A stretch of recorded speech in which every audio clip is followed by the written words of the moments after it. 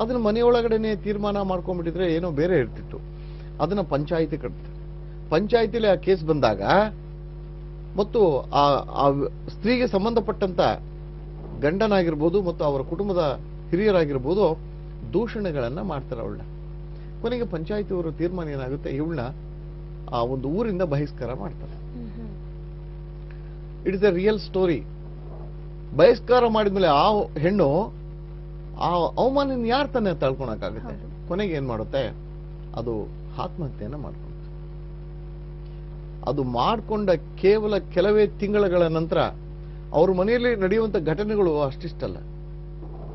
ಈಗ್ಲೂ ನಾನು ಹೇಳ್ತಾ ಇದ್ದೇನೆ, ಯಾವ ಮಗು ಅಂದ್ರೆ ಈಗ ಹೆಣ್ಣು ಮಕ್ಕಳು ಇರ್ತಾವಲ್ವಾ, ಈಗ ಅವರಿಗೆ 35ರಿಂದ 40 ವರ್ಷದ ಅವಧಿಯಲ್ಲಿರುವಂತ ಹೆಣ್ಣು ಮಕ್ಕಳಿದ್ದಾರೆ, ಇವತ್ತಿನವರೆಗೂ ಋತುಮತಿಯರಾಗಿಲ್ಲ ಅವರು. ಇನ್ನ ಕಂಕಣ ಬಲ ಎಲ್ಲಿಂದ ಬರುತ್ತೆ? ಇನ್ನ ಮುಂಚೆ ಮದುವೆ ಆಗಿರುವಂತ ಮಕ್ಕಳು ಅಥವಾ ಸ್ತ್ರೀ ಇದ್ರಲ್ವಾ, ಅವ್ರಿಗೆ ಗರ್ಭದ ಸ್ರಾವ ಆಗ್ತಾ ಇದೆ, ಒಂದು ಜನನವೇ ಆಗ್ತಾ ಇಲ್ಲ ಆ ಮನೆಯಲ್ಲಿ. ಸೊ ಈ ಸ್ತ್ರೀ ಶಾಪದ ಪರಿಣಾಮ ಒಂದದಾಯಿತು. ಇನ್ನೊಂದು ಇದೇ ರೀತಿಯಲ್ಲಿ ಈ ಒಂದು ಶಿಕಾರಿಪುರದ ಹತ್ರ ಒಂದು ಪಾಳೆಗಾರ ವಂಶ ಇದೆ. ಆ ವಂಶದ ವ್ಯವಸ್ಥೆ ಹೇಗಿದೆ ಅಂತಂದ್ರೆ, ಮೊದಲನೇ ಹೆಂಡತಿಯನ್ನ ಮಾಡ್ಕೊಂಡು ಬರ್ತಾರೆ, ಆ ಸ್ತ್ರೀಗೆ ಮಕ್ಕಳಾಗೋದಿಲ್ಲ. ಎರಡನೇ ಹೆಂಡತಿಯನ್ನು ಮಾಡ್ಕೊಂಡು ಬರ್ತಾರೆ. ಆ ಎರಡನೇ ಹೆಂಡತಿಗೆ 6 ಜನ ಗಂಡು ಮಕ್ಕಳು ಮತ್ತು 5 ಜನ ಹೆಣ್ಮಕ್ಳಾಗಿರ್ತಾರೆ. ಕಾಲಾನುಕ್ರಮದಲ್ಲಿ ಏನಾಗುತ್ತೆ, ಎರಡನೇ ಹೆಂಡತಿಯನ್ನ ತುಂಬಾ ಪ್ರೀತಿಯಿಂದ ನೋಡ್ಕೊಳ್ಳಿಕ್ಕೆ ಹೋಗ್ತಾರೆ. ಆದ್ರೆ ಮೊದಲನೇ ಹೆಂಡತಿ ಅವಮಾನ ತಾಳ್ಕೊಳಕ್ಕಾಗಲ್ಲ, ಅವಳನ್ನ ಹೀಯಾಳಿಸ್ಲಿಕ್ಕೆ ಪ್ರಾರಂಭ ಮಾಡ್ತಾರೆ. ಕಾಲಕ್ರಮೇಣವಾಗಿ ಅವಳ ಮಾನಸಿಕ ಸ್ಥಿತಿ ಹದಗೆಡುತ್ತೆ, ಮಾನಸಿಕ ರೋಗಿ ಆಗ್ತಾಳೆ, ಅವಳಿಗೆ ಯಾವುದೇ ಚಿಕಿತ್ಸೆ ಇಲ್ಲ. ಹಾಗೆಯೇ 2-3 ವರ್ಷಗಳ ಕಾಲ ನೋವನ್ನ ಅನುಭವಿಸಿ ಸತ್ತೋಗ್ತಾಳೆ. ಅಷ್ಟಾದ್ಮೇಲೆ ಏನಾಗುತ್ತೆ, ಇವತ್ತಿನ ಸ್ಥಿತಿಗತಿಗಳನ್ನ ನಾನು ನೋಡ್ತಾ ಇದ್ದೀನಿ. ಇಡೀ ಕುಟುಂಬದ ಯಾವ ಒಬ್ಬ ವ್ಯಕ್ತಿಗೂ ಕೂಡ ವಿದ್ಯೆ ಇಲ್ಲ, ಉದ್ಯೋಗ ಇಲ್ಲ. ಈಗಿದ್ದಾರೆ, ವಿದ್ಯೆ ಇಲ್ಲ, ಉದ್ಯೋಗ ಇಲ್ಲ. ಇರುವಂತ ಆ ಒಂದು ಜಮೀನು, ಪ್ರತಿಯೊಂದು ಜಮೀನು ಕೂಡ ಕೋರ್ಟ್ ಕೇಸು ಅದು ಇದಂತ ಜಮೀನೆಲ್ಲ ಹಾಳಾಗೋಗಿದೆ. ಮನೆಯಲ್ಲಿ ಆಗಿರುವಂತಹ ದೊಡ್ಡ ಕಳ್ಳತನದಿಂದ ಹಿಂದಿನ ಕಾಲದಲ್ಲಿರುವಂತಹ ಎಲ್ಲಾ ಆಭರಣಗಳು ನಶಿಸಿ ಹೋಗಿದ್ದಾವೆ. ಇವತ್ತೊಂದು ಹಳೇ ಮನೆಯಲ್ಲಿ ಅವರು ಜೀವನ ಮಾಡ್ತಾ ಇದ್ದಾರೆ. ಊಟಕ್ಕೂ ಪರದಾಡಬೇಕಾದಂತ ಸ್ಥಿತಿಗತಿಗಳು, ಬಹಳಷ್ಟು ಸಮಸ್ಯೆ ಆಗುತ್ತೆ. ಶಾಪ ಏನಿದೆ ಅದರ ಪರಿಣಾಮ ತುಂಬಾ ಕೆಟ್ಟದಾಗೆ ಇರುತ್ತೆ. ಸೊ ಶಾಪದ ಇನ್ನಷ್ಟು ಪರಿಣಾಮಗಳ ಬಗ್ಗೆ ಮತ್ತೆ ಮಾತನಾಡೋಣ ಗುರುಜಿ. ಎಸ್ ವೀಕ್ಷಕರೇ, ನೀವು ಕೂಡ ಯಾವ್ದಾದ್ರು ಸಮಸ್ಯೆಗಳಿಗೆ ಒಳಗಾಗಿದ್ರೆ ಆ ಸಮಸ್ಯೆಯಿಂದ ಮುಕ್ತಿ ಪಡಿಬೇಕಾದ್ರೆ ಪರಿಹಾರಕ್ಕಾಗಿ ನೀವು ಕೂಡ ಕಾರ್ಯಕ್ರಮಕ್ಕೆ ಕರೆ ಮಾಡಬಹುದು ಅಂತ ಹೇಳ್ತಾ, ಈಗ ಚಿಕ್ಕದೊಂದು ವಿರಾಮದ ನಂತರ ಶ್ರೀವಾಸ್ತು ಶುಭಮಸ್ತು ಕಾರ್ಯಕ್ರಮ ಮತ್ತೆ ಮುಂದುವರಿಯುತ್ತೆ.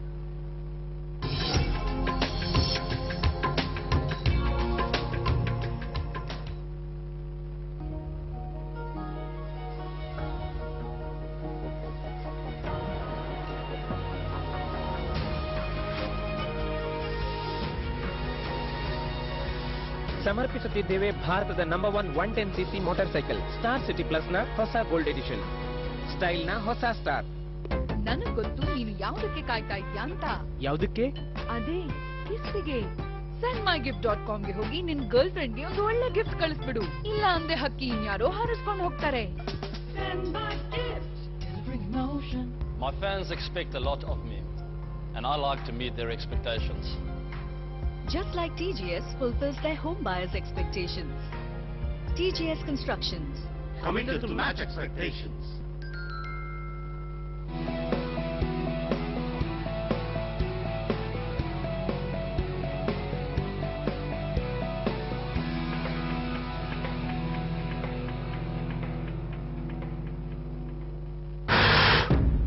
Prema Pallaki.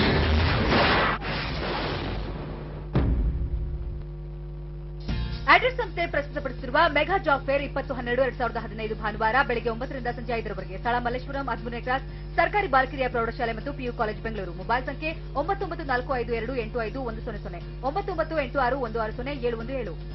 Attica gold company ISO ಹೊಂದಿರುವ ಕಂಪನಿ. ದೇಶಾದ್ಯಂತ 50,000ಕ್ಕೂ ಹೆಚ್ಚು ಸಂತೃಪ್ತ ಗ್ರಾಹಕರು. ಬಂಗಾರದ ಪರಿಶುದ್ಧತೆಯನ್ನ ಪರೀಕ್ಷಿಸುವ ಆಧುನಿಕ ಕ್ಯಾರೆಟ್ ಮೀಟರ್ ಹೊಂದಿರುವ ಕಂಪನಿ ಅಟ್ಟಿಕಾ ಗೋಲ್ಡ್ ಕಂಪನಿ. ಕಾಶ್ಮೀರದಿಂದ ಕನ್ಯಾಕುಮಾರಿಯವರೆಗೆ ಒಂದೇ ದೂರವಾಣಿ ಸಂಖ್ಯೆ 8803003000. Anytime water. Highly purified water with fully imported plant and machinery. Anytime water. Drop to drop satisfaction.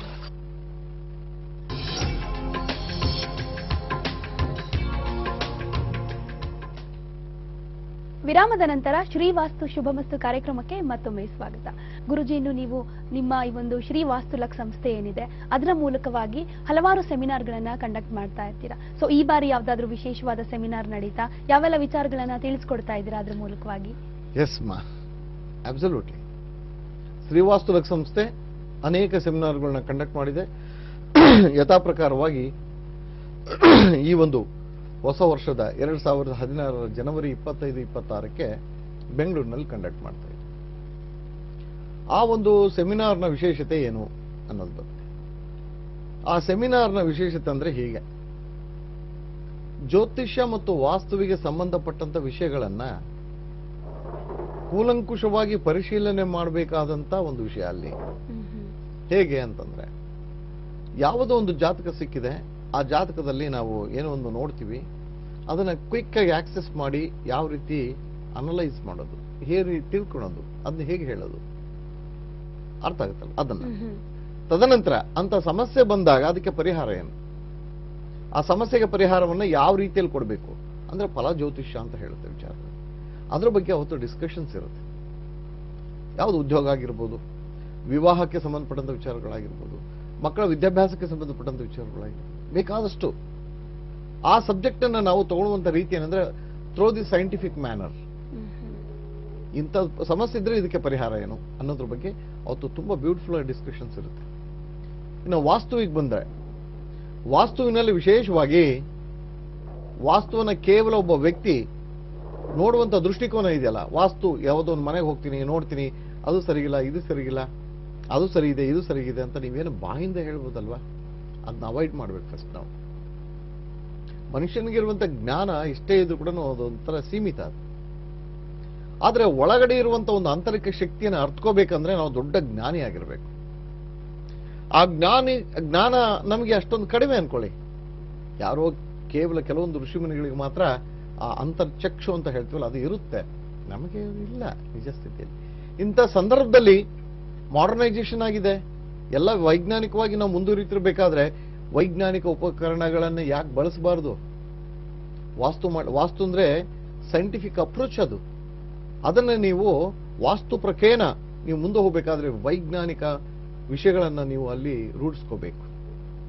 ರೂಢಿಸ್ಕೊಂಡಾಗ ಏನಾಗುತ್ತೆ, ವೈಜ್ಞಾನಿಕ ಉಪಕರಣಗಳ ಸಹಾಯದಿಂದ ವಾಸ್ತುವನ್ನು ಅಚ್ಚುಕಟ್ಟಾಗಿ ಮಾಡುವಂತ ಕ್ರಿಯೆ ಏನು, ಯಾವ ಸಲಕರಣೆಗಳನ್ನ ಬಳಸಬೇಕು ಅನ್ನೋದು ಅಲ್ಲಿರುತ್ತೆ. ಪ್ಯೂರ್ಲಿ ಸೈಂಟಿಫಿಕ್ ಬೇಸ್ಡ್ ವಾಸ್ತುಕ್ರಿಯೆ, ಇವೆರಡು ಸಬ್ಜೆಕ್ಟ್ಗಳನ್ನ ಅಲ್ಲಿ ಕಲಿಸ್ಕೊಡ್ತಾ ಇದೆ. ಅದಾದ ನಂತರ ಸರ್ಟಿಫಿಕೇಶನ್ ಇರುತ್ತೆ.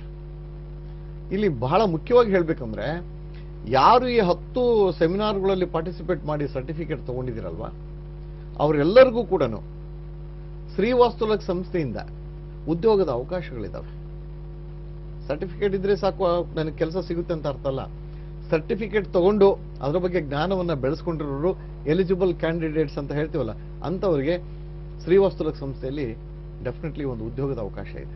ಇಂಥ ಒಂದು ಗುಡ್ ಆಪರ್ಚುನಿಟಿಯನ್ನ ಶ್ರೀವಾಸ್ತು ಲಕ್ ಸಂಸ್ಥೆ ನಿಮಗೆ ಒದಗಿಸ್ತಾ ಇದೆ. So make your mind, learn something good. ಬನ್ನಿ, ಸೇರ್ಕೊಳ್ಳಿ, ಕಲೀರಿ. ಒಂದು ಒಳ್ಳೆ ಜೀವನವನ್ನ ನೋಡ್ಕೊಳ್ಳಿಕ್ಕೆ ನಿಮ್ಗೆಲ್ಲ ಅನುಕೂಲವನ್ನ ಆ ಶ್ರೀವಾಸ್ತು ಲಕ್ ಸಂಸ್ಥೆ ಕೊಡ್ತಾ ಇದೆ. ನಾನು ದುಡಿತಾ ಇದ್ದೀನಿ ಶ್ರೀವಾಸ್ತು ಲಕ್ ಸಂಸ್ಥೆಯಲ್ಲಿ, ನೀವು ಬನ್ನಿ, ನಿಮ್ ಜೊತೆ ನಾನು ಸೇರ್ಕೊಳ್ತೀನಿ. ಸೊ ನಮ್ಮ ಲೈಫನ್ನು ನಾವು ಚೆನ್ನಾಗಿ ಮಾಡ್ಕೊಳ್ಳಿಕ್ಕೆ ಒಂದು ಅವಕಾಶ, ಪ್ರಯತ್ನ ಪಟ್ಟು ನಿಮ್ಮ ಹೆಸರನ್ನ ಬೇಗ ಎನ್ರೋಲ್ ಮಾಡಿಸ್ಕೊಳ್ಳಿ ಅಂತ ಈ ಮೂಲಕ ಹೇಳ್ತಾ ಇದ್ದೀನಿ. ಖಂಡಿತ ಗುರುಜಿ, ನಿಮ್ಮ ಸಂಸ್ಥೆಯ ಮೂಲಕ ಒಂದು ಒಳ್ಳೆ ಕಾರ್ಯವನ್ನೇ ಮಾಡ್ತಾ ಇದ್ದೀರಾ, ಅದರ ಸದುಪಯೋಗವನ್ನ ವೀಕ್ಷಕರು ಕೂಡ ಪಡೆದುಕೊಳ್ತಾರೆ. ಓಕೆ, ಒಬ್ರು ಕಾಲರ್ ಇದ್ದಾರೆ, ಮಾತನಾಡೋಣ. ಹಲೋ, ನಮಸ್ತೆ. ನಮಸ್ತೆ ಮೇಡಮ್. ನಮಸ್ತೆ ನಾಗಮಣಿ ಅವರೇ, ಹೇಳಿ, ಯಾರ ಬಗ್ಗೆ ಕೇಳ್ತಾ ಇದ್ದೀರಾ? ಮೇಡಮ್ ಬಗ್ಗೆನೆ. ಓಕೆ. ನನ್ ಮದ್ವೆ ಆಗಿ 3 years ಆಯ್ತು. ಓಕೆ. ಇನ್ನು ಮಕ್ಕಳಾಗಿಲ್ಲ. ಅದರಿಂದ ಏನಾದ್ರೂ ತೊಂದ್ರೆ, ಶಾಪ ಆ ತರದ್ದೇನಾದ್ರೂ ಇದೆಯಾ ಅಂತ ಕೇಳ್ತಾ ಇದ್ದೀನಿ ಮೇಡಮ್. ಓಕೆ, ನಿಮ್ಮ ಹುಟ್ಟಿದ ದಿನಾಂಕ ಮತ್ತೆ ಸಮಯ ತಿಳಿಸ್ತೀರಾ? 4/1/1989. 4/1/99. ರಾತ್ರಿ 9:30. ಓಕೆ, ಮಾತನಾಡಿ ಗುರುಗಳ ಜೊತೆ. ಅಮ್ಮ ನಮಸ್ತೆ. ನಮಸ್ತೆ ಗುರುಜಿ. ಅಮ್ಮ ಎಲ್ಲಿಂದ ಮಾತಾಡ್ತಿರೋದು? ನಾನು ಬ್ಯಾಂಗ್ಳೂರ್ ಜಯನಗರ. 1989 ಅಲ್ವಾ? S, right. ಸೊ ಸ್ವಲ್ಪ ರಾಶಿ ನಕ್ಷತ್ರ ಹೇಳ್ಬಿಡ್ತೀನಿ, ಯಾಕಂದ್ರೆ ಬಹಳ ಮುಖ್ಯ ಇದು. ಅನುರಾಧ ನಕ್ಷತ್ರ ವೃಶ್ಚಿಕ ರಾಶಿ ಅಂತ ಇದೆ. ರೈಟ್. ಸೊ ನೀವು ಕೇಳೋ ಹಾಗೆ ಸಂತಾನಕ್ಕೆ ಸಂಬಂಧಪಟ್ಟಂತ ಸಮಸ್ಯೆ ಇದೆ ನನಗೆ, ಅದು ಸಾಧ್ಯತೆ ಇದೆನೋ ಇಲ್ವೋ, ಯಾಕೆ ಅಂತ ಕೇಳ್ತಿದ್ರ. ಇಲ್ಲಿ ಲಗ್ನ ಕುಂಡಲಿಯನ್ನು ನೋಡಿದ್ರೆ ಪಂಚಮದಲ್ಲಿ ವಿಶೇಷವಾಗಿ ರವಿ ಶನಿ ಇದ್ದಾರೆ. ಈ ರವಿ ಶನಿ ಇದ್ರೆ ಅರ್ಥ ಇಷ್ಟನೇ, ಡೆಫಿನೆಟ್ಲಿ ಇಶ್ಯೂಸ್ ಇದ್ದೇ ಇರುತ್ತೆ, ಡಿಲೇ ಆಗುತ್ತೆ ಅನ್ನೋದು ಒಂದು ವಿಚಾರ. ನೀವು ಎರಡನೇ ಪ್ರಶ್ನೆ ಕೇಳಿದ್ರಿ, ಹಾಗಿದ್ದಲ್ಲಿ ನನ್ನ ಸಂತಾನಕ್ಕೆ ಸಂಬಂಧಪಟ್ಟಂತ ಯಾವುದಾದ್ರೂ ಶಾಪಗಳಿದಾವ ಅಂತ ಕೇಳ್ತಾ ಇದ್ರಲ್ವಾ. ಆ ಶಾಪಗಳಿಗೆ ಸಂಬಂಧಪಟ್ಟಂತ ಪ್ರಶ್ನೆಯನ್ನ ನೋಡಬೇಕು. ನೋಡಿದಾಗ ಇಲ್ಲಿ ಉತ್ತರಗಳು ಸಿಗ್ತವೆ. ಸಂತಾನಕ್ಕೆ ಸಂಬಂಧಪಟ್ಟಂತ ರೇಖಾಣದಲ್ಲಿ ಏನು ವಿಶೇಷವನ್ನು ತಿಳಿಸುತ್ತೆ. ಡೆಫಿನೆಟ್ಲಿ ನೋಡಿ, ಅಲ್ಲಿ ರವಿ ಶನಿ ಇದ್ದಾನೆ, ಇಲ್ಲಿ ಪಂಚಮದಲ್ಲಿ ಕೇತು ಇದ್ದಾನೆ. ಇದರ ಅರ್ಥ ಏನು? ಎಲ್ಲೋ ಒಂದ್ ಕಡೆ ಡಿಲೇ ಆಗುವಂತ ಸಾಧ್ಯತೆಗಳು ಇದೆ, ಇಲ್ಲ ಅಂತ ಹೇಳಿ. ಇದಕ್ಕೆ ಮಾಡಬೇಕಾದಂತ ಒಂದು ಪರಿಹಾರಗಳು ಅಂತ ಹೇಳಲಿಕ್ಕಾಗಲ್ಲ. ಇಲ್ಲಿ ನಿಮ್ಮ ಯಜಮಾನರ ಜಾತಕ ಕೂಡ ಬಹಳ ಮುಖ್ಯವಾಗಿ ಬೇಕಾಗುತ್ತೆ. ಇಲ್ಲಿ ದೈಹಿಕ ಭಾವನೆಗಳು ಅಂತ ಹೇಳ್ತೀವಿ, ಅಥವಾ ಫಿಸಿಕಲ್ ಫಿಟ್ನೆಸ್ ಅಂತ ಹೇಳ್ತೀವಿ. ಇವ್ರ ಜಾತಕ ಚೆನ್ನಾಗಿದೆ, ಲೇಟ್ ಅಂತ ಹೇಳುತ್ತೆ. ಅದೇ ರೀತಿ ಇವರ ಯಜಮಾನರ ಜಾತಕದಲ್ಲಿ ಏನಾದರೂ ದೋಷಗಳಿದ್ದಾಗ ಸಂತಾನ ಕ್ರಿಯೆ ಸ್ವಲ್ಪ ತಡವಾಗುತ್ತೆ. ಸೊ ವಿಶೇಷವಾಗಿ ಅವ್ರ ಜಾತಕವನ್ನು ಪರಿಶೀಲನೆ ಮಾಡಿಸ್ಕೊಂಡು ತದನಂತರ ಮಾಡಬೇಕಾದಂತ ಪರಿಹಾರಗಳನ್ನು ಮಾಡಿಸಿದ್ದಾಯ್ತಂದ್ರೆ definitely will get an issue. Don't worry at all. ಒಳ್ಳೆದಾಗಿ. ಓಕೆ, ನಮ್ಮ ನೆಕ್ಸ್ಟ್ ಕಾಲರ್ ಗಂಗೂಬಾಯಿ ಧಾರವಾಡದಿಂದ ಕಾಲ್ ಮಾಡಿದ್ದಾರೆ. ನಮಸ್ತೆ ಗಂಗೂಬಾಯಿ ಅವರೇ. ನಮಸ್ತೆ ಮೇಡಮ್. ನಮಸ್ತೆ, ಹೇಳಿ, ಯಾರ ಬಗ್ಗೆ ಕೇಳ್ತಾ ಇದ್ದೀರಾ? ನನ್ನ ಮಗಳ ಬಗ್ಗೆ ಕೇಳಬೇಕಾಯ್ತು ಮೇಡಮ್. ಓಕೆ, ಹೇಳಿ, ಮಗಳ ಹುಟ್ಟಿದ ದಿನಾಂಕ ಮತ್ತೆ ಸಮಯ. 16/3/2000, ಗುರುವಾರ ಸಾಯಂಕಾಲ 7 ಗಂಟೆ ಮೇಡಮ್. ಓಕೆ, ಮಾತನಾಡಿ ಗುರುಗಳ ಜೊತೆ. ನಮಸ್ತೆ ಗುರುಜಿ. ಅಮ್ಮ ನಮಸ್ತೆ. ಮಗಳ ಎಜುಕೇಶನ್ ಬಗ್ಗೆ ಕೇಳಬೇಕಾಯ್ತು ಗುರುಜಿ. ಇವಾಗ 10th ಓದ್ತಿದ್ದಾಳೆ ಅವಳು. ಮುಂದೆ ಯಾವ ಫೀಲ್ಡ್ ನಲ್ಲಿ ಓದಿಸ್ಬೇಕು, ಮತ್ತೆ ಹೆಂಗಿದೆ ಅವಳ ಎಜುಕೇಶನ್ ಮುಂದಿನ ಇದು ಕೇಳಬೇಕಾಯ್ತು. ಓಕೆ, ಸೊ ಅವಳಿಗೀಗ ವಿಶೇಷವಾಗಿ ಎಜುಕೇಶನ್ ಬಗ್ಗೆ ತುಂಬಾ ಗಮನ ಹರಿಸ್ತಾ ಇದ್ದಾರೆ ಅವ್ರ ತಾಯಿ. SLC ಬೇರೆ ಅಂತ ಹೇಳ್ತಾ ಇದ್ದಾರೆ. ಇಲ್ಲಿ ಪಂಚಮ ಭಾವ ಸ್ಥಿತಿಯನ್ನ ನಾವು ನೋಡ್ಬೇಕು ಮುಖ್ಯವಾಗಿ. ಯಾಕಂದ್ರೆ ಅಪ್ ಟು 4th ಸ್ಟ್ಯಾಂಡರ್ಡ್ ವರೆಗೂ ನಾವು ಚತುರ್ಥ ಭಾವವನ್ನು ನೋಡ್ಲೇಬೇಕು. ಎಲ್ಲಿ ತಾಯಿಯ ಸುಪರ್ದಿಯಲ್ಲಿ ಮಗು ಬೆಳೆಯುತ್ತೋ ಆ ಸುಪರ್ದಿಯಲ್ಲಿ ಬೆಳುವಾಗ ತಾಯಿಯೇ ಮೊದಲ ಗುರು ಆಗಿರೋದ್ರಿಂದ 4ನೇ ಭಾವ ಅಂತ ಹೇಳ್ತೀವಿ, ಅಲ್ಲಿವರೆಗೂ ನೋಡ್ತೀವಿ. ಅದಾದ್ಮೇಲೆ ನಾವು ಪಂಚಮ ಭಾವವನ್ನು ನೋಡ್ತೀವಿ. ಈ ಮಗುವಿನ ಪಂಚಮ ಭಾವದಲ್ಲಿ ಚಂದ್ರ ಮತ್ತು ರಾಹು ಅಂತಂದ್ರೆ ವಿಶಿಷ್ಟವಾಗಿ ಅದಂದ್ರೆ Chandra is infected, Chandra is poisoned by Rahu ಅಂತ. ಇದ್ರ ಅರ್ಥ ಏನು? ಮಗು ಕುತ್ಕೊಳ್ಳುತ್ತೆ, ಓದ್ಲಿಕ್ಕೆ ಕಷ್ಟಪಡುತ್ತೆ, ಆದ್ರೆ ಆ ಮಗುವಿಗೆ ಜ್ಞಾಪಕ ಶಕ್ತಿ ಅನ್ನೋದೇನು, ಅವಳು ಶ್ರಮ ವಹಿಸ್ತಾ ಇರೋದು 80 to 90, but what's is getting around 60 to 70. ಈ ಕಂಡೀಷನ್ಸ್ ಇವಳು ಜಾತಕದಲ್ಲಿದೆ. ಸೊ ಇದಕ್ಕೆ ಕ್ರಿಯೆಗಳು ಏನ್ ಮಾಡಿದ್ರೆ ನಾವು ಉತ್ತಮ. ಇನ್ನೊಂದು ವಿಷಯ ಇಲ್ಲಿರುತ್ತೆ ನೋಡ್ಬೇಕು. ಚತುರ್ಥಾಂಶಗಳನ್ನ ಲೆಕ್ಕ ಹಾಕಿ ನೋಡಿದೆ ನಾನು ಆಗ್ಲೇ ಹೇಳಿದೆ. That is good enough, no doubt. Okay ಅಮ್ಮ, ಸಾಧ್ಯವಾದಷ್ಟು ನಿಮ್ಮ ಮಗಳಿಗೆ ಪ್ರತಿ ದಿನ ಬೆಳಿಗ್ಗೆ ಸ್ವಲ್ಪ ಒಂದು 10 ನಿಮಿಷ ಧ್ಯಾನ ಮಾಡ್ಲಿಕ್ಕೆ ಹೇಳಿ, ಬಹಳ ಮುಖ್ಯ. ಎರಡನೇದು, ನಿಮ್ಮ ಮಗುವನ್ನು ಯಾವುದೇ ಕಾರಣಕ್ಕೂ ವಾಯುವ್ಯವನ್ನ ಬಿಟ್ರೆ ಬೇರೆ ಕಡೆ ಮಲಗಿಸ್ಬೇಡಿ. ವಾಯುವ್ಯ ದಿಕ್ಕಿನಲ್ಲಿ ಆ ಮಗುವನ್ನ ಪಶ್ಚಿಮ ದಿಕ್ಕಿಗೆ ತಲೆ ಹಾಕಿ ಮಲಗುವಂತ ವ್ಯವಸ್ಥೆಯನ್ನು ಕಲ್ಪಿಸ್ಕೊಡಿ. ಓದುವ ದಿಕ್ಕು ಅವಳದು ಯಾವಾಗ್ಲೂ ಪೂರ್ವನೇ ಆಗಿರಬೇಕು. ಇದನ್ನ ಮನಸ್ಸಿನಲ್ಲಿ ಇಟ್ಕೊಳ್ಳಿ. ಯಥಾ ಪ್ರಕಾರವಾಗಿ ಆ ಶ್ರೀವಾಸ್ತುಲಕ್ ಸಂಸ್ಥೆಯಲ್ಲಿ ಒಂದು ವೈಜ್ಞಾನಿಕ ಆವಿಷ್ಕಾರ ಮಾಡಿದಂತ ಒಂದು ಯಂತ್ರ ಇದೆ, ವಿದ್ಯಾಯಂತ್ರ. ಸಾಧ್ಯವಾದ್ರೆ ಅವ್ರ ಜೊತೆ ಮಾತಾಡಿ ಅದರ ಅನುಕೂಲತೆಯನ್ನು ಪಡೆಯಿರಿ. ಡೆಫಿನೆಟ್ಲಿ ನಿಮ್ಮ ಮಗಳಿಗೆ ಒಳ್ಳೆ ಸ್ಕೋರ್ ಬರಲಿ ಅಂತ ನಾವು ಆಶಿಸ್ತೀವಿ. ಒಳ್ಳೆದಾಗ್ಲಿ. ನೆಕ್ಸ್ಟ್ ಕಾಲರ್ ನೇತ್ರ ಹೊಳೆನರಸೀಪುರ ಇಂದ ಕರೆ ಮಾಡಿದ್ದಾರೆ. ನಮಸ್ತೆ ನೇತ್ರ ಅವರೇ. ನಮಸ್ತೆ ಮೇಡಮ್. ನಮಸ್ತೆ, ಹೇಳಿ, ಯಾರ ಬಗ್ಗೆ ಕೇಳ್ತಾ ಇದ್ದೀರಾ? ನಮಸ್ತೆ ನೇತ್ರ ಅವರೇ, ಟಿವಿ ನೋಡ್ಕೊಂಡು ಮಾತನಾಡ್ಬೇಡಿ. ಟಿವಿ ವಾಲ್ಯೂಮ್ ನ ಮ್ಯೂಟ್ ಮಾಡ್ತೀರಾ, ಇಲ್ಲಾಂದ್ರೆ ಕಾಲ್ ಕಟ್ ಆಗುತ್ತೆ. ಹೇಳಿ, ಯಾರ ಬಗ್ಗೆ ಕೇಳ್ತಾ ಇದ್ದೀರಾ? ಮೇಡಮ್, ನನ್ನ ಮನೆ ಬಗ್ಗೆ ಕೇಳಬೇಕಾಗಿತ್ತು. ಓಕೆ, ನಿಮ್ಮ ಹುಟ್ಟಿದ ದಿನಾಂಕ ಮತ್ತೆ ಸಮಯ ತಿಳಿಸ್ತೀರಾ? ಅಷ್ಟಾಗಿ ಗೊತ್ತಿಲ್ಲ, ಹಂಗಾಗಿ ನನ್ನ ಮನೆ ಬಗ್ಗೆ ನಾವು ಆಯ ಮಾಡಿದೀವಿ. ಅದ್ರ ಮಾಡಿ 3-4 ವರ್ಷ ಆಗೈತೆ. ಈಗ ನಾವು ಮಾಡ್ಬೋದಾ ಅಂತ. ಓಕೆ, ಮಾತನಾಡಿ ಗುರುಗಳ ಜೊತೆ. ಟಿವಿ ವಾಲ್ಯೂಮ್ ನ ಮ್ಯೂಟ್ ಮಾಡಿ, ಆಯ್ತಾ? ಆಯ್ತು ಮಾಡಿ. ಓಕೆ, ಮಾತನಾಡಿ. ಅಮ್ಮ ನಮಸ್ತೆ. ನಮಸ್ತೆ. ಸರಿ, ಈ ನಿಮ್ಮ ಹೆಸರು ಏನ್ ಹೇಳಿದ್ರಮ್ಮ? ನನ್ನ ಹೆಸರು ನೇತ್ರ ಅಂತ. ಯಾರ ಹೆಸರಲ್ಲಿದೆ ಭೂಮಿ? ಭೂಮಿ ಬಂದು ಇದು ಸೈಟ್ ನನ್ನ ಹೆಸರಲ್ಲ ಐತೆ. ರೈಟ್, ಓಕೆ, ಸರಿ. ಅದು ಆಯ ಮಾಡಿ ಅಲ್ಲ 2-3 ವರ್ಷ ಆಯ್ತು. ಇದೇನು ಮಾಡಿಲ್ಲ. ಇದನ್ನ ಮುಂದೆ ಮಾಡ್ಬೋದಾ? ಸರಿ, ನಾನು ಹೇಳಿದಂತ ಪ್ರೊಸೀಜರ್ನ ಸರಿಯಾಗಿ ಕೇಳಿಸ್ಕೊಳ್ಳಿ, ಆ ಪ್ರಕಾರ ಮಾಡಿ. ನೀವು ಆಮೇಲೆ ಭೂಮಿ ಕಟ್ಟಲಿಕ್ಕೆ ನಿಮ್ಮಷ್ಟಕ್ಕೆ ನೀವು ಮನಸ್ಸು ಮಾಡ್ತೀರಾ. ಮೊದಲನೇ ಕ್ರಿಯೆ ಇಲ್ಲಿ ಏನು ಹೇಳುತ್ತೆ, ಈಗ ಗೋಚಾರ ಸ್ಥಿತಿಯನ್ನ ಕೌಂಟ್ ಮಾಡಿ ನೋಡಿದ್ರೆ ಕುಜನಿಗೆ ಸಂಬಂಧಪಟ್ಟಂತ ವಿಶಿಷ್ಟವಾಗಿ ಈ ಒಂದು ಕುಜರಾಹು ಸಂಬಂಧಗಳು ಬಹಳ ವಿಶಿಷ್ಟವಾದಂತಹ ಜಾತಕದಲ್ಲಿ ಈ ಇವತ್ತಿನ ಕುಂಡ್ಲಿಯಲ್ಲಿದೆ. ಅವ್ರು ಕೇಳುವಂತ ಪ್ರಶ್ನೆಗೂ ಪ್ರಶ್ನಾ ಲಗ್ನವನ್ನು ನೋಡಿದ್ರು ಕೂಡ ಇದು ಉತ್ತಮವಾದಂಥ ಸ್ಥಿತಿ ಅಲ್ಲ ಅಂತ ಹೇಳುತ್ತೆ. ನೋಡಿ, ನಿಮ್ಮ ಕುಲದೇವತೆ ಬಂದು ಸ್ತ್ರೀ ದೇವತೆನೇ ಇವರು ಕುಲದೇವರು. ಹೀಗಿರುವಾಗ ಕುಲದೇವತೆಗೆ ಮೊದಲು ಹರಕೆ ಕೊಡಬೇಕು. ಏನ್ ಹರಕೆ ಕೊಡಬೇಕು? ಈ ತರ ಜಾಗ ತಗೊಂಡಿದ್ದೀನಿ, ಮನೆ ಕಟ್ಲಿಕ್ಕೆ ಆಗ್ತಾ ಇಲ್ಲ, ನಿನ್ನ ಅನುಗ್ರಹ ಕೊಟ್ಟು ನಮಗೆ ಆ ಒಂದು ಭೂಮಿಯನ್ನ ಏನು ಕಟ್ಟಲಿಕ್ಕೆ ಅನುಕೂಲ ಮಾಡಿಕೊಡು ಅಂತ ಕೇಳ್ಕೊಂಡು ಆ ಕುಲದೇವತಿ ಹತ್ರ ವಿಶೇಷವಾಗಿ ಪಂಚಲೋಹ 5 ಲೋಹಗಳು ಮತ್ತು ನವರತ್ನಗಳು ಅಂತ ಹೇಳ್ತಾರೆ. ಈ ನವರತ್ನ ಮತ್ತು ಪಂಚಲೋಹಗಳನ್ನ ಆ ತಾಯಿ ಹತ್ರ ಇಟ್ಬಿಟ್ಟು ಪೂಜೆ ಮಾಡಿಸ್ಕೊಂಡು ಆ ಭೂಮಿ ಹತ್ರ ತರಬೇಕು. ತಂದ್ಬಿಟ್ಟು ಈಶಾನ್ಯ ಭಾಗದಲ್ಲಿ ವಿಶೇಷವಾಗಿ ಒಂದು 3 ರಿಂದ 4 ಅಡಿ ಆಳ ಆ ಭೂಮಿಯನ್ನ ತೋಡಬೇಕು. ತೋಡಿದ ನಂತರ ಆ ಒಂದು ಅಂತರದಲ್ಲಿ ಆ ಒಂದು ಭೂಮಿಯ ಒಳಭಾಗದಲ್ಲಿ ಕೂರ್ಮ ಚಕ್ರ ಅಂತ ಸಿಗುತ್ತೆ, ವಿಶಿಷ್ಟವಾದಂಥ ಒಂದು ಕೂರ್ಮ ಚಕ್ರ ಅಂತ ಸಿಗುತ್ತೆ. ಆ ಕೂರ್ಮ ಚಕ್ರವನ್ನು ಅಲ್ಲಿಟ್ಟು ಆ ಒಂದು ಹರಳುಗಳನ್ನ ಇಡುವಂತ ಕ್ರಮದಲ್ಲಿಟ್ಟಾಗ ಆಟೋಮೆಟಿಕಲಿ ಆ ಒಂದು ಇನ್ಫ್ಲುಯೆನ್ಸ್ ಏನ್ ಮಾಡುತ್ತೆ ಅಂದ್ರೆ ಆ ಭೂಮಿಯನ್ನ ಹೇಗಾದ್ರೂ ಮನೆ ಕಟ್ಟಲೇಬೇಕು ಅಂತ ಡಿಸೈಡ್ ಮಾಡುತ್ತೆ. ಕಾಲ ಸರಿಗಿಲ್ಲ, ಈಗ ಸದ್ಯದಲ್ಲಿ ಬೇಡ, ಈ ಒಂದು ಜನವರಿ ಆದ್ಮೇಲೆ ನೀವು ಕನ್ಸ್ಟ್ರಕ್ಷನ್ ಮಾಡ್ಲಿಕ್ಕೆ ಪ್ರಯತ್ನ ಪಡಿ, ಒಳ್ಳೇದಾಗುತ್ತೆ ನಿಮಗೆ.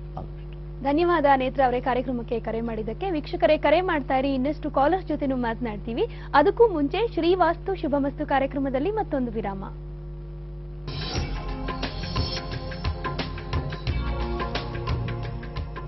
ವಿರಾಮದ ನಂತರ ಮತ್ತೊಮ್ಮೆ ಶ್ರೀವಾಸ್ತು ಶುಭಮಸ್ತು ಕಾರ್ಯಕ್ರಮಕ್ಕೆ ಸ್ವಾಗತ. ಗುರುಜಿ, ನಾವು ಶಾಪದ ವಿಚಾರವಾಗಿ ಮಾತಾಡ್ತಾ ಇದ್ವಿ, ಹಾಗೇನೆ ಸ್ತ್ರೀ ಶಾಪ ಎಷ್ಟು ಪರಿಣಾಮಕಾರಿ, ಏನೆಲ್ಲ ಸಮಸ್ಯೆ ಆಗುತ್ತೆ ಈ ಶಾಪದಿಂದ ಅಂತ ಹೇಳ್ತಾ ಇದ್ವಿ. ಇನ್ನು ಈಗ ಯಾರ್ದಾದ್ರೂ ವ್ಯಕ್ತಿಯ ಜೀವನದಲ್ಲಿ ತುಂಬಾ ಸಮಸ್ಯೆ ಆಗ್ತಾ ಇದೆ, ಶಾಪದಿಂದನೇ ಹೀಗಾಗ್ತಿದೆ ಅಂತ ಹೇಳೋದಾದ್ರೆ ಆತ ಜಾತಕದ ಮೂಲಕ ಯಾವ ರೀತಿಯಾಗಿ ತಿಳ್ಕೊಳ್ಬೇಕು ಅಂತ ಸ್ವಲ್ಪ ಇದನ್ನ ಡಿಟೇಲ್ ಎಕ್ಸ್ಪ್ಲನೇಷನ್ಸ್ ಅಂತ ಈಗಿದೆ. ಸ್ತ್ರೀ ಶಾಪ ಅನ್ನೋದು ನಮ್ಗೆ ಇದೇನೋ ಇಲ್ವೋ ನಮಗೆ ಗೊತ್ತಿಲ್ಲ. ಸಾರಿ, ಪ್ರಾರಬ್ಧ ಕರ್ಮ ಅಂತ ಹೇಳ್ತೀವಿ. ಹೆಂಡತಿಯನ್ನ ಪೀಡಿಸಿದವನು ಅದರದ್ದು ಅನುಭವನ ಅವನು ಪಡಿಲೇಬೇಕಲ್ಲ. ಅಥವಾ ಯಾವುದೋ ಒಬ್ಬ ಸ್ತ್ರೀಯನ್ನ ಅವಮಾನಿಸಿದವನು ಅವನಿಗೆ ಅದರದ್ದು ಪ್ರತಿಫಲ ಬೇಕೇ ಬೇಕಲ್ವಾ. ಇಂಥ ಸ್ಥಿತಿ ಇದ್ದಾಗ ನಾವು ಅವ್ರ ಜಾತಕದಲ್ಲಿ ಫೈಂಡ್ ಔಟ್ ಮಾಡ್ಲಿಕ್ಕೆ ಆಗೋದಿಲ್ಲ, ಆಗಲ್ಲ. ಬಟ್ ಅದು ಆ ಪ್ರಾರಬ್ಧ ಕರ್ಮದ ಪ್ರತಿಫಲನ ಅವನು ಇದೇ ಜನ್ಮದಲ್ಲಿ ಅನುಭವಿಸ್ಬಿಡ್ತಾನೆ. ಅಷ್ಟಕ್ಕೆ ಅಲ್ಲ, ಅದು ಜನ್ಮ ಜನ್ಮಾಂತರಗಳಿಗೆ ಹೋಗುತ್ತೆ. ಅದು it is A carry forward. ಅದು ಪ್ರಶ್ನೆ ಇಲ್ಲಿ ಬರೋದು ಹೀಗೆ, ಒಬ್ಬ ವ್ಯಕ್ತಿ ಜೀವನದಲ್ಲಿ ಅಭಿವೃದ್ಧಿ ಆಗ್ತಾನೆ ಇಲ್ಲ ಅಂತಂದಾಗ ಅವನ ಜಾತಕದಲ್ಲಿ ಸ್ತ್ರೀ ದೋಷ ಇದೆನೋ ಇಲ್ವೋ ಅನ್ನೋದನ್ನು ಫೈಂಡ್ ಔಟ್ ಮಾಡೋದು ಹೇಗೆ ಅಂತ ಪ್ರಶ್ನೆ. ಸ್ತ್ರೀ ದೋಷಕ್ಕೆ ಕಾರಣೀಕೃತವಾದಂತಹ ಗ್ರಹಗಳು 2 ಮಾತ್ರ ತಗೊಳ್ತೀನಿ ನಾನು. ಓನ್ಲಿ 2. ಸ್ತ್ರೀಗೆ ನೋಡಿ, ಶುಕ್ರ ಗ್ರಹ ಸ್ತ್ರೀ ಸಂಕೇತ. 2ನೇದು ರಾಹು ಅಂತ ಇದೆ. That is the planet, it influences the sadness. ದುಃಖ ಸೂಚಿತವಾದಂಥದ್ದೇ ಗ್ರಹ ಅದು. 2ನೇದು ಅದೇ Rahu is the transformer of our ಸಂಚಿತ ಕರ್ಮಾಸ್. ನಮ್ಮ ಹಿಂದಿನ ಜನ್ಮದ ಕರ್ಮಗಳನ್ನ ಈ ಜನ್ಮಕ್ಕೆ ತರುವಂತ ವಿಶಿಷ್ಟವಾದಂಥ ಗ್ರಹ ಅದು. ಈ ಒಂದು ಶುಕ್ರ ಮತ್ತು ರಾಹು ಇವೆರಡೂ ಕೂಡಿದಾಗ ಅಂದ್ರೆ ಏನರ್ಥ, ಶುಕ್ರ ಅಂದ್ರೆ ಸ್ತ್ರೀ, ಅದಕ್ಕೆ ರಾಹುವಿನ ನೆರಳು ಬಿದ್ದಾಗ ಅಥವಾ ರಾಹುವಿನ ಇನ್ಫ್ಲುಯೆನ್ಸ್ ಬಿದ್ದಾಗ ಅವ್ರ ಜಾತಕದಲ್ಲಿ ಸ್ತ್ರೀ ಶಾಪ ಇರೋದು ಗೊತ್ತಾಗುತ್ತೆ. ವಿಶೇಷವಾಗಿ ಶುಕ್ರ ಮತ್ತು ರಾಹು 9ನೇ ಭಾವದಲ್ಲಿದ್ರೆ ಅವನು ಹಿಂದಿನ ಜನ್ಮದಲ್ಲಿ ಮಾಡಿದಂಥ ಕರ್ಮದ ಫಲವನ್ನು ಈ ಜನ್ಮದಲ್ಲಿ ಅನುಭವಿಸ್ತಾನೆ ಅಂತ ಗೊತ್ತಾಗುತ್ತೆ. ಅದೇ ರೀತಿ ಬಹಳ ಮುಖ್ಯವಾಗಿ ಇದು ತುಂಬಾ ಬ್ಯೂಟಿಫುಲ್ ಸೈಂಟಿಫಿಕ್ ರೀಸನ್ಸ್ ಇವೆಲ್ಲ. ಆಕಸ್ಮಿಕವಾಗಿ ಯಾವುದೇ ಒಂದು ಜಾತಕ, ಸ್ತ್ರೀ ಆಗಿರ್ಬೋದು ಪುರುಷನಾಗಿರ್ಬೋದು, ಅವನ ಜಾತಕದ ಲಗ್ನ ಭಾವದಲ್ಲಿ ಅಂತ ಹೇಳ್ತೀವಿ, ಫಿಸಿಕಲ್, ಅಲ್ಲಿ ಶುಕ್ರ ಮತ್ತು ರಾಹು ಸ್ಥಿತಿ 2 ಇತ್ತು ಅಂದಾಗ ಅವನು ಹಿಂದಿನ ಜನ್ಮದಲ್ಲಿ ಅಥವಾ ಅವಳು ಹಿಂದಿನ ಜನ್ಮದಲ್ಲಿ ಮರಣ ಹೊಂದಿರೋದು ಸ್ತ್ರೀಯ ಕಾರಣದಿಂದಲೇ ಮರಣವನ್ನು ಹೊಂದಿರ್ತಾರೆ. ಇದು ಒಂದು ಕಂಡೀಷನ್. ಸಪ್ತಮ ಭಾವ ಅಂತ ಇದೆ. ಸಪ್ತಮ ಭಾವ ಅಂದ್ರೆ ದಾಂಪತ್ಯಕ್ಕೆ ಸಂಬಂಧಪಟ್ಟ, ಗಂಡ ಹೆಂಡತಿಗೆ ಸಂಬಂಧಪಟ್ಟಂತ ಭಾವ. ಸಪ್ತಮ ಭಾವದಲ್ಲಿ ಶುಕ್ರ ಮತ್ತು ರಾಹು ಕಾಂಬಿನೇಷನ್ಸ್ ಇತ್ತು ಅಂದ್ರೆ ಡೈರೆಕ್ಟ್ ಆಗಿ ಇಂಡಿಕೇಟ್ ಮಾಡುತ್ತೆ. ಗಂಡಿಗಿತ್ತು ಅಂದ್ರೆ ಅವನು ಹಿಂದಿನ ಜನ್ಮದಲ್ಲಿ ತನ್ನ ಹೆಂಡತಿಯ ಪೀಡಕನಾಗಿರ್ತಾನೆ, ಅವನು ಈ ಜನ್ಮದಲ್ಲಿ ಅದರ ಅನುಭವನ ಅವನು ಅನುಭವಿಸ್ತಿರ್ತಾನೆ. ಹೆಣ್ಣಾಗಿದ್ರೆ ಗಂಡನ ಪೀಡಕಳಾಗಿರ್ತಾಳೆ ಅವಳು, ಅಥವಾ ತನ್ನ ಸಹೋದರಿ ತನ್ನ ಅತ್ತಿಗೆ ಯಾರನ್ನಾದ್ರೂ ಅತ್ತೆ ಪೀಡಿಸಿರ್ತಾಳೆ, ಅವಳು ಈ ಜನ್ಮದಲ್ಲಿ ಅನುಭವಿಸ್ತಾಳೆ. ಬಹಳ ವಿಶೇಷವಾಗಿ ಇನ್ನೊಂದಿದೆ, 12ನೇ ಭಾವ ಅಂತ ಹೇಳ್ತಾರೆ, ಅದನ್ನ ಶಯನ ಭಾವ ಅಂತ ಹೇಳ್ತಾರೆ. ಈ 12ನೇ ಭಾವದಲ್ಲಿ ಶುಕ್ರ ರಾಹು ಸ್ಥಿತಿಗತಿ ಇತ್ತು ಅಂದ್ರೆ ಅವನು ಹಿಂದಿನ ಜನ್ಮದಲ್ಲಿ ಕಾಮಾಂಧನಾಗಿದ್ದು ಅನೇಕ ಸ್ತ್ರೀಯರ ಮಾನವನ ಹರಣ ಮಾಡಿರೋದ್ರಿಂದ ಈ ಜನ್ಮದಲ್ಲಿ ಅವನು ಅದರ ಫಲವನ್ನು ಅನುಭವಿಸ. ಇದು ಈಗ ನಾವು ಹೇಳ್ತೀವಿ ಏನು, ಜ್ಯೋತಿಷ್ಯದಲ್ಲಿ ವಿಶೇಷವಾದಂಥ ಗ್ರಹಗಳು ಯಾವ್ಯಾವ ಸ್ಥಾನಗಳಲ್ಲಿರ್ತವೋ ಅದರ ಆಧಾರದ ಮೇಲೆ ಆ ಸ್ತ್ರೀ ದೋಷ ಅವನ ಜೀವನದಲ್ಲಿ ಆಟವನ್ನು ಆಡ್ತಾ ಇರುತ್ತೆ.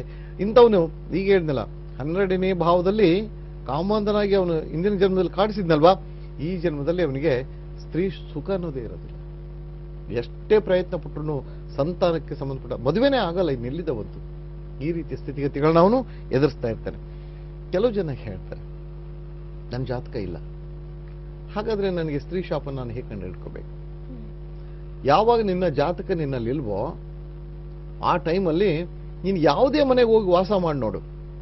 It's very practical. ನೀವು ಯಾವುದೇ ಮನೆಗೆ ಹೋಗು, ಆ ಮನೆಯಲ್ಲಿ ಒಂದು ಪರಿವರ್ತನಾ ಯೋಗ ಉಂಟಾಗಿರುತ್ತೆ. ಏನು ಪರಿವರ್ತನಾ ಯೋಗ ಅಂದ್ರೆ, ಎಲ್ಲಿ ಕಿಚನ್ ಇರಬೇಕಾಯ್ತೋ ಅಲ್ಲಿ ಕಿಚನ್ ಇರಲ್ಲ, ಎಲ್ಲಿ ಬೆಡ್ರೂಮ್ ಇರಬೇಕಾಯ್ತೋ ಅಲ್ಲಿ ಬೆಡ್ರೂಮ್ ಇರಲ್ಲ. ಬೆಡ್ರೂಮ್ ಬರೋ ಜಾಗದಲ್ಲಿ ಕಿಚನ್ ಬಂದಿರುತ್ತೆ, ಕಿಚನ್ ಬಂದಿರೋ ಜಾಗದಲ್ಲಿ ಬೆಡ್ರೂಮ್ ಬಂದಿರುತ್ತೆ. ಇದು ಕಡಾಖಂಡಿತವಾಗಿ you can test it yourself. ಅಂತ ಮನೆಯಲ್ಲಿ ವಾಸ ಮಾಡುವಂತ ವ್ಯಕ್ತಿ ಯಾವನೇ ಆಗಿರಲಿ, ಡೆಫಿನೆಟ್ಲಿ ಹೆಂಡತಿ ಕೈಯಲ್ಲಿ ಮಾತ್ರ ಅವನು ಉಳಿಯಲಿಕ್ಕೆ ಸಾಧ್ಯನೇ ಇಲ್ಲ. ಅವಳನ್ನ ಅಷ್ಟು ಹೀಯಾಳಿಸ್ತಾ ಇರ್ತಾಳೆ ಅವಳು ಅಂದ್ರೆ, ಯಾಕಂದ್ರೆ ಹಿಂದಿನ ಕರ್ಮ ಇದೆಯಲ್ಲ, ಅದನ್ನ ಅನುಭವಿಸ್ಬೇಕಲ್ಲ ಅವಳು. ಈ ರೀತಿಯ ಪ್ರಶ್ನೆಗಳಲ್ಲಿ ಬರ್ತಾರೆ. ಇನ್ನ ಮುಂದುವರ್ತಾ ಹೋದ್ರೆ ವಾಸ್ತು ಸ್ಥಿತಿಗತಿಗಳಲ್ಲಿ ಹೇಗೆ ಹೇಳುತ್ತೆ, ಯಾವ ವಾಸ್ತು ದೋಷವಿದ್ದಾಗ ಸ್ತ್ರೀ ಶಾಪ ನಮಗಿದೆ ಅನ್ನೋದನ್ನ ನಾವು ಅರ್ಥ ಮಾಡ್ಕೋಬೇಕು ಅಂತ. ಮೊಟ್ಟ ಮೊದಲನೇದಾಗಿ ಇಲ್ಲಿ ಹೇಳುತ್ತೆ, ಸುಖಸ್ಥಿತಿಯಾದಂತಹ ಆಗ್ನೇಯ ಅಂತ ಹೇಳ್ತೀವಿ. ಯಾರಿಗೆ ಸ್ತ್ರೀ ಶಾಪ ಇರುತ್ತೋ ಅವನು ಯಾವ ಮನೆಯಲ್ಲಿ ಅಗ್ನಿ ಬೆಳೆದಿರುವಂತ ಮನೆಯಲ್ಲಿ ಅವನು ವಾಸ ಮಾಡ್ತಾ ಇದ್ರೆ, ನಾನು ಹೇಳ್ತೀನಿ 100ಕ್ಕೆ 90% ಆಕ್ಸಿಡೆನ್ಷಿಯಲ್ ಡೆತ್ ಅಂತ, ದುರ್ಮರಣ, ಅಪಘಾತದಿಂದ ದುರ್ಮರಣವನ್ನು ಹೊಂದುವಂತ ಸ್ಥಿತಿ ಕನ್ಫರ್ಮ್. ಇವತ್ತು ನಾನು ಇವನ್ನೆಲ್ಲ ಹೇಳ್ಬೇಕಾದ್ರೆ ಸುಮ್ಮನೆ ಏನೋ ಎಲ್ಲೋ ಒಂದು ಪುಸ್ತಕಗಳನ್ನ ಓದ್ಕೊಂಡು ಬಂದು ಹೇಳ್ತಿದ್ದೀನಿ ಅನ್ನೋದಾಗ್ಲಿ ಅವೆಲ್ಲ ಇಲ್ಲ. Practical experience. ನಾನು ಯಾವ್ಯಾವ ಮನೆಗಳಿಗೆ ಹೋಗಿರ್ತೀನಿ ಅಲ್ಲಿ ಇರುವಂತ ಸನ್ನಿವೇಶಗಳನ್ನ ಲೆಕ್ಕ ಹಾಕೊಂಡು ಬಂದು ನಂದೇ ಆದಂತ ಒಂದು ಸ್ಟಡಿ ಇದನ್ನ ಮಾಡ್ಕೊಂಡಿರ್ತೀನಿ, ಟೇಬಲ್ನ, ಅದರಲ್ಲಿ ನಾನು ನೋಟ್ ಮಾಡ್ಕೊಂಡು ಹೋಗಿರ್ತೀನಿ. ಈ ತರ ಆಗಿರುತ್ತೆ. ಇನ್ನೊಂದು ವಿಚಾರ ಹೇಳುತ್ತೆ, ಯಾವ ಮನೆಯಲ್ಲಿ ಪೂರ್ವಾಗ್ನೇಯಕ್ಕೆ ರಸ್ತೆ ಬಂದಿದ್ದೋ, ರಸ್ತೆ ಕುತ್ತು ಅಂತ ಹೇಳ್ತಾರೆ, ಅಂತ ಒಂದು ಮನೆಯಲ್ಲಿ ವಾಸ ಮಾಡುವಂತ ವ್ಯಕ್ತಿ ಸ್ತ್ರೀ ಶಾಪಕ್ಕೆ ಒಳಗಾಗಿದ್ರೆ ಕನ್ಫರ್ಮ್ ಆಗಿ ಬರೆದಿಟ್ಕೊಳ್ಳಿ, ಭಯಂಕರವಾದಂತ ಅಗ್ನಿ ದುರಂತದಲ್ಲಿ ಅವನು ಸಾವನ್ನಪ್ತಾನೆ. ಇದು ಸ್ಥಿತಿಗತಿಯು. ಇದಕ್ಕೆ ಎಕ್ಸಾಂಪಲ್ ಬೆಂಗಳೂರಿನಲ್ಲಿ